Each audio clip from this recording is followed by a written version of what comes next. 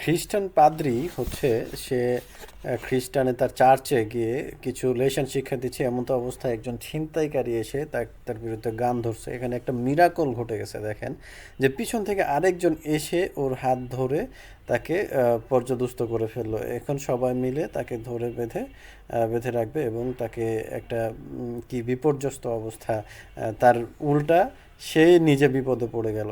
সে একজনকে বিপদে ফেলতে এসে সে নিজে বিপদে পড়ে গেছে দেখেন।